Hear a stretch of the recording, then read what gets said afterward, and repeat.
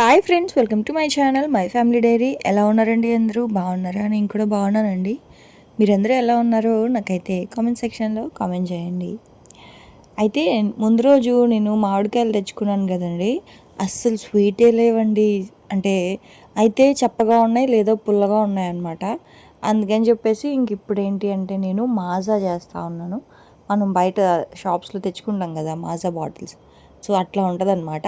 ఇన్స్టెంట్గా చేసుకోవచ్చు, అంటే చేసి పెట్టుకుంటే ఎప్పుడు కావాలంటే అప్పుడు ఇన్స్టెంట్గా మాజా అయితే చేసుకోవచ్చు అనమాట. సో దానికోసం ఇక్కడైతే నేను ఒక 3 మామిడి పళ్ళు, అలాగే ఒక 2 పచ్చి మామిడికాయలు అయితే తీసుకున్నాను. అయితే పచ్చి మామిడికాయలు అనేది పులుపుని బట్టి తీసుకోండి. బాగా పుల్లగా ఉంటే ఒక కాయ చాలు. ఈ కాయలు ఏం పెద్ద పుల్లగా లేవు, అందుకే 2 కాయలు తీసుకున్నాను పచ్చి మామిడికాయలు. సో పులుపు అయితే మాత్రం చూసి తీసుకోండి, మరీ ఎక్కువ పులుపు ఉన్నా బాగోదన్నమాట. సో ఇక్కడ ఏంటి అంటే ఈ పళ్ళు ఎక్కువ తీపి లేవు, అలాగే ఆ పళ్ళు ఎక్కువ పులుపు లేవు అనమాట. అందుకని ఇవి ఒక 3, అవి ఒక 2, పచ్చి మామిడికాయలు ఒక 2 తీసుకున్నాను. పచ్చి మామిడికాయలు అయితే ఇలాగా కుక్కర్లో పెట్టేశాను, ఒక 2 విజిల్స్ రావాలి. ఈ లోపల మామిడి పళ్ళు అన్నింటినీ కూడా ఇలా కట్ చేసేసి, ఇదిగోండి ఇలాగ ఒక గరిటతోటి ఇలా అనేస్తే చూడండి ఎంత బాగా వచ్చేసాయో. భలే ఉంది కదా, భలే సాటిస్ఫాక్షన్గా ఉంది ఇలా తీయడం నాకైతే. కత్తితో కట్ చేసే కంటే కూడా ఒక స్పూన్ తీసుకొని, లేదా ఇలాంటిది ఏదైనా గరిటె తీసుకొని ఇలా కనుక అనేస్తే మొత్తం అంతా వచ్చేస్తుంది. సో ఆ పల్ప్ అంతా కూడా మిక్సీ జార్లో అయితే వేసేసుకోండి. ఆ తర్వాత ఇదిగోండి పచ్చి మామిడికాయలు అయితే ఉడికిపోయాయి. ఇవైతే కొంచెం వేడిగా ఉన్నాయి, చల్లారి పెడితే బాగున్నాయో అనిపించింది. కాకపోతే ఇంక నేను ఆ వేడి మీదే కట్ చేసేసారనమాట. ఇదిగోండి ఇలాగా దీన్ని కూడా ఇలా స్కూప్ చేసేసి మొత్తం అన్నీ కూడా తీసేసి ఆ పల్ప్ అంతా కూడా ఇలా మిక్సీ జార్లో అయితే వేసేసుకోవాలి. ఒకవేళ మీ దగ్గర పచ్చి మామిడికాయ లేదు అనుకుంటే నిమ్మరసం కూడా వేసుకోవచ్చు, మీరు తీసుకునే మామిడికాయ స్వీట్ని బట్టి. ఆ తీయగా ఉన్న మామిడి పళ్ళు అనుకోండి, నిమ్మరసం అనేది ఒక 2 కాయలు అలా వేసుకోండి. కానీ దానికంటే కూడా పచ్చి మామిడికాయ వేయడం వల్ల మనకి చిక్కదనం వస్తుంది, ఆ న్యాచురల్ ఫ్లేవర్ ఉంటుంది అనమాట, మ్యాంగో ఫ్లేవర్. నిమ్మకాయకి మామిడికాయకి కొంచెం వేరియేషన్ ఉంటుంది కదా. సో పచ్చి మామిడికాయ లేకపోతే నిమ్మకాయ వేసుకోవచ్చు, కానీ ఉంటే మాత్రం పచ్చి మామిడికాయే వేసుకోండి. ఆ తర్వాత ఇప్పుడు దాన్ని అంతా కూడా ఇలాగ కుక్కర్లో అయితే వేసేసాను. ఇప్పుడు స్వీట్కి సరిపడా పంచదార అయితే వేసుకోవాలి. పంచదార వేసుకొని ఇలా మొత్తం అంతా కరిగిచ్చేసుకొని ఒక చిటికెడు ఫుడ్ కలర్ అయితే వేసానండి. అదేమీ కంపల్సరీ కాదు, ఆప్షనల్ అనమాట ఫుడ్ కలరు. కొంచెం ఇదిగోండి ఇలా ఆరెంజ్ కలర్లో వస్తే బాగుంటుంది కదా అని ఒక చిటికెడు వేసాను. అది వేయకపోయినా పర్వాలేదు, వీడియోలో బాగుంటుందని వేసాను అంతే నేను. సో షుగర్ అయితే వేసుకున్న తర్వాత దీన్నే మనము బాగా ఇంకొంచెం సేపు బాగా మరిగించి ఒక స్పూన్ కార్న్ఫ్లోర్ కనుక వేస్తే జామ్ అయిపోద్దండి, జామ్ లాగా. కానీ జామ్ అనుకోండి ఎక్కువ రోజులు నిల్వ ఉంటుంది. ఇప్పుడు నేను అంత ఎక్కువసేపు ఏం మరగబెట్టలేదు అనమాట, జస్ట్ షుగర్ వేసేసి ఒక 10 మినిట్స్ అంతే. ఆ పంచదార కరిగిపోయే వరకు ఉంచేసి ఇప్పుడు దీన్ని చల్లారబెట్టుకొని ఒక బాటిల్లో స్టోర్ చేసుకుంటే ఎప్పుడు కావాలో అప్పుడు మనం దీన్ని తీసుకొని కొంచెం కూల్ వాటర్ కనుక వేసేసుకుంటే ఇన్స్టెంట్గా మాజా అయితే రెడీ అయిపోతుందండి. చాలా బాగుంటుంది. ఇంకా మీ దగ్గర ఉంటే మ్యాంగో ఎసెన్స్ అని బయట అమ్ముతారు, అదొక చిటికెడు అంటే ఒక 4-5 డ్రాప్స్ వేసుకుంటే చాలు, మనకి సేమ్ మాజా ఫ్లేవర్ వచ్చేస్తుంది. కాకపోతే ఎసెన్స్ లేకపోయినా కూడా పర్వాలేదండి, బాగుంటుంది. కాకపోతే మనకి ఎగ్జాక్ట్గా ఇంక ఉండాలి అనుకుంటే కొంచెం ఒక ఎసెన్స్ ఒక 5 డ్రాప్స్ కనుక వేసుకుంటే చాలన్నమాట, లేకపోయినా కూడా చాలా బాగుంటుంది. సో అదైతే ఇంక నేను అలా స్టోర్ చేసుకున్నాను. ఇది మరీ ఎక్కువ రోజులైతే ఏం నిలువ ఉండదండి, ఒక 10 రోజులు, ఒక 2 వారాలు అలాగా. సో సమ్మర్ కదా, ఎక్కువ మామిడి పళ్ళు ఇంట్లో ఉండనే ఉంటాయి. ఒకసారి ఇలా ట్రై చేయండి, చాలా బాగుంది. పుల్లగా ఉన్న మామిడికాయలతో ట్రై చేయండి, అదే మామిడి పళ్ళతోటి ట్రై చేయండి.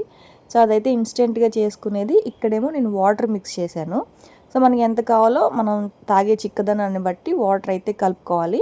సో ఇదిగోండి చూసారా, అయితే కూలింగ్ లేదు, నేను ఇంకా వీడియో కోసం చేసేసాను. దీన్ని ఫ్రిడ్జ్లో పెట్టాలన్నమాట, అంటే కొంచెమైనా చల్లగా ఉంటేనే బాగుంటుంది కదా తాగడానికి, కొంచెం హాయిగాన.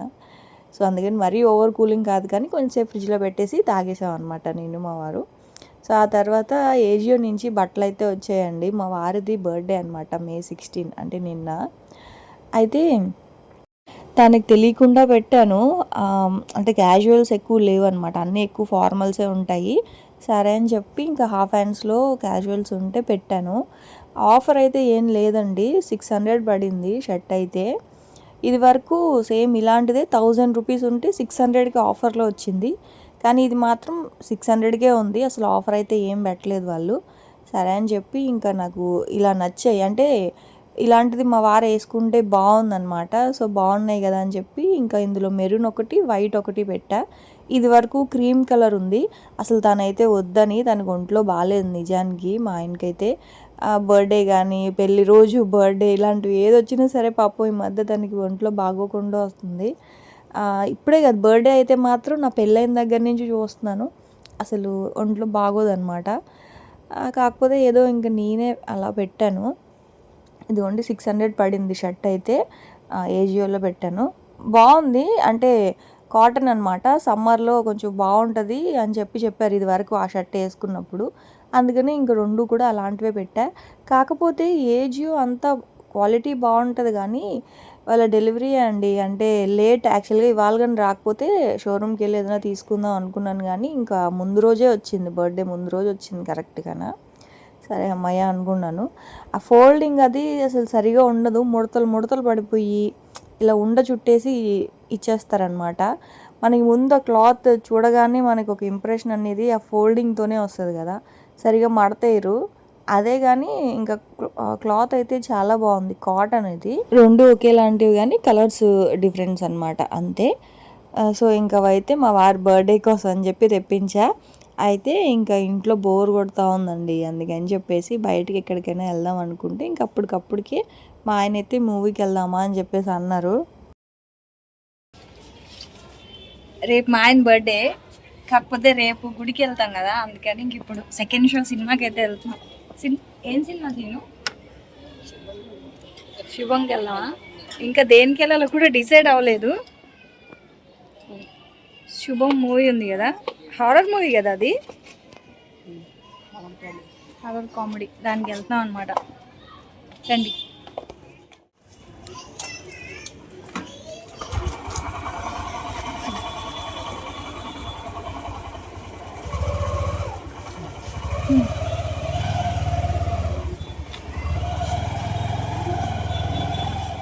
ఇంకా భోజనం చేసేసి మూవీకి అయితే వెళ్తూ ఉన్నామండి.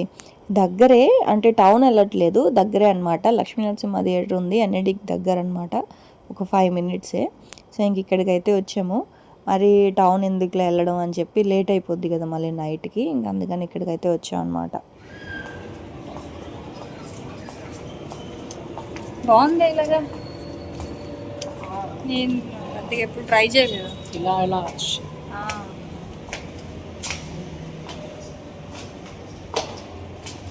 స్మూత్గా వస్తాయి. అదే బాగుంది. నేను ఎప్పుడు 10:30లో తీసేస్తాను, 10:60.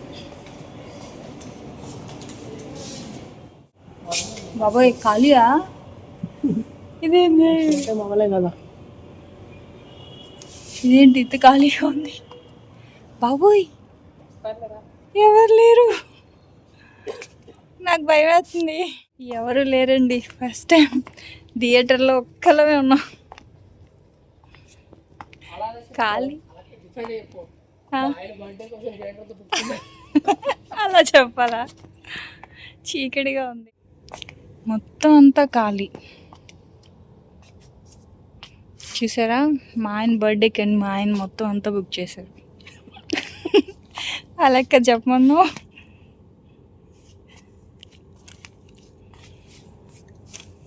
బాబోయ్ అసలే హారర్ మూవీ అంటున్నావు, వెళ్ళిపోతున్నాం అండి. ఎవరు లేరు థియేటర్లో, భయంగా ఉంది నాకు.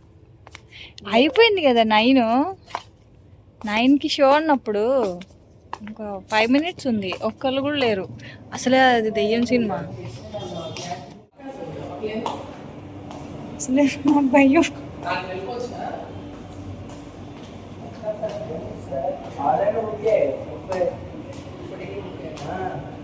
ఏంటి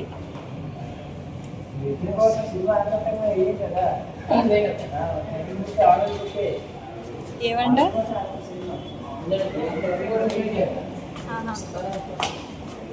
30 మంది చేస్తారా?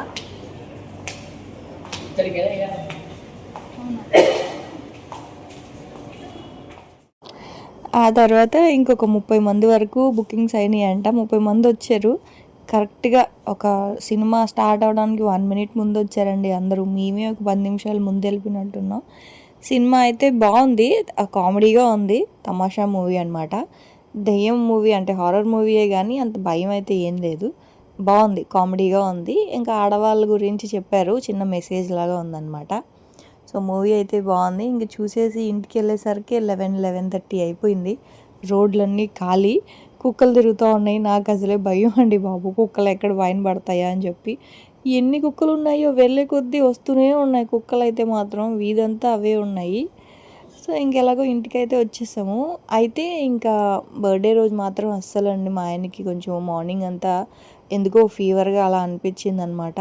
సో ఇంకా గుడికి వెళ్ళలేదు, స్నానం చేయలేదు. నేను పాయసం చేద్దామన్నా కూడా వద్దన్నారు, అంటే ఒంట్లో బాగాలేదు కదా. సో అసలు తినబుద్ధి అవ్వట్లేదు, ఏం వద్దు అని అన్నారనమాట. సరే అని చెప్పి ఇంకా అంటే కొంచెం తనకి బిర్యానీ ఇట్లాంటివి ఇష్టం కదా, కాకపోతే నాన్ వెజ్ బిర్యానీ ఏం చెయ్యట్లేదు. వెజ్ బిర్యానీ, మష్రూమ్ బిర్యానీ అంటే చేద్దాం అనుకున్నాను. కాకపోతే మష్రూమ్స్ అస్సలు ఏం బాగాలేవు, నల్లగా ఉన్నాయన్నమాట. షాప్కి వెళ్ళి వీడియో కాల్ చేశారు ఎన్ని కావాలి అని, అసలు అవి ఏం బాగాలేవు.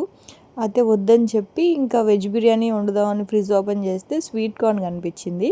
అందుకే స్వీట్ కార్న్ కొబ్బరి పాలతోటి బిర్యానీ చేస్తున్నాను. కానీ చాలా బాగుందండి, ఎంత కమ్మగా ఉందో బిర్యానీ మాత్రం. సో స్వీట్ కార్న్ అయితే ఇలాగా కట్ చేసుకున్నాను, చిన్న చిన్న పీసెస్లా కట్ చేసేసుకొని ఎప్పుడు చేసేలాగానే ఆయిల్ వేసుకున్నాను. ఆ తర్వాత ఇంకా హోల్ గరం మసాలా స్పైసెస్ అన్నీ వేసాను.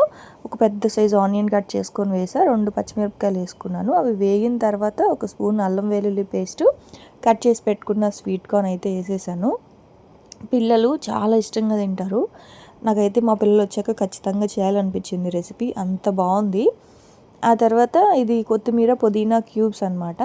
సో మీరు కొత్తిమీర పుదీనా అయినా వేసుకోవచ్చు. నేను కొత్తిమీర పుదీనా లేనప్పుడు ఇలాగ పేస్ట్ అయితే ఫ్రిడ్జ్లో ఉంటుంది, సో అదైతే వాడుతూ ఉంటా. ఆ తర్వాత చిటికెడు పసుపు, 1/2 స్పూన్ కారం, 1/2 స్పూన్ ధనియాల పొడి, అలాగే రుచికి సరిపడా ఉప్పు, 1/2 స్పూను గరం మసాలా. ఆ తర్వాత ఇది మెయిన్ అనమాట, బిర్యానీ టేస్ట్ అంతా మార్చేసింది. ఇది కొబ్బరి పాలు. కొబ్బరి పాలు అంటే మనం మామూలుగా దేవుడికి కొట్టే కొబ్బరికాయ ఉంటుంది కదా, ఆ కొబ్బరిలో నుంచి తీసిన పాలు కాదండి. కొబ్బరి బోండం ఉంటుంది కదా, మనం కొబ్బరి నీళ్ళు తాగేసాక వస్తుంది కొబ్బరి. సో అప్పుడు ఏంటంటే కాస్త ముదర కొబ్బరి వస్తుంది కదా, ఆ ముదర కొబ్బరితో చేశానమాట పేస్ట్. దీనివల్ల ఏంటి అంటే మనకి మామూలుగా పచ్చి కొబ్బరి అనుకోండి కాస్త చెత్తగా ఉంటుంది కదా, అంటే మనం ఎంత మిక్సీ చేసినా సరే అప్పుడు మనం వడకట్టాలి. సో అప్పుడు వడకట్టాలి, ఆ పిప్పంతా పడేయాలి, ఆ వేస్ట్ అంతా. సో అలా కాకుండా కొబ్బరి బోండం నీళ్ళలో వచ్చే కొబ్బరి అనుకోండి, ఇప్పుడు చూసారు కదా వడకట్టాల్సిన పని లేకుండా చాలా చిక్కగా చాలా కమ్మగా ఉంటుంది అనమాట. సో అదైతే వేసాను. అదంతా వేసేసి కొంచెం వాటర్ వేసి ఒక 5 మినిట్స్ ఉడకనిచ్చాను అనమాట మసాలాలన్నీ. ఆ తర్వాత రైస్ అయితే నేను ఒక 70% కుక్ చేసుకున్నానండి. సో ఏంటంటే నాకు పులావ్ అయినా సరే బిర్యానీ అయినా సరే రైస్ ఉడకబెట్టి ఆ గంజి తీసేసిన రైస్ కలిపితే నైట్ తినడానికి కూడా బాగుంటుంది. నేను మీకు చాలాసార్లు చెప్పే ఉంటాను ఈ మాట. సో అందుకే నేను 70% కుక్ చేసుకొని ఆ రైస్ని ఇందులో కలిపేసానండి. ఒకసారి సాల్ట్ చెక్ చేసుకోండి. నేను రైస్ ఉడికించేటప్పుడు కాస్త ఆయిల్ సాల్ట్ వేసి రైస్ ఉడకబెట్టుకున్నాను. అదంతా వేసేసి ఒక 10 నిమిషాలు సిమ్లో పెట్టేసి ఇలా కలిపేసి సిమ్లో పెట్టేస్తే అసలు మనకి ఆ coconut sweet corn pulao ready అనమాట. ఎంత కమ్మగా ఉందో, చాలా హాయిగా ఉందండి. కొంచెం రైతా పెట్టేసుకుని తింటే నిజంగా అబద్ధం చెప్పట్లేదు నేను, చాలా బాగుంది. ఇలా కోకోనట్తో ట్రై చేయండి ఒకసారి. నాకు అనిపించింది మష్రూమ్ కూడా వేసుంటే ఇంకా బాగుండేదేమో అని, అంటే మనకి నాన్ వెజ్ ఫ్లేవర్ కనుక రావాలి అంటే మష్రూమ్ బాగుంటుంది. సో మష్రూమ్ తినని వాళ్ళు ఇలా స్వీట్ కార్న్ కానీ మిక్స్డ్ వెజిటేబుల్స్ కానీ, అంటే క్యారెట్, బంగాళదుంప, గ్రీన్ పీస్ ఇలాంటివి కూడా వేసుకోవచ్చు.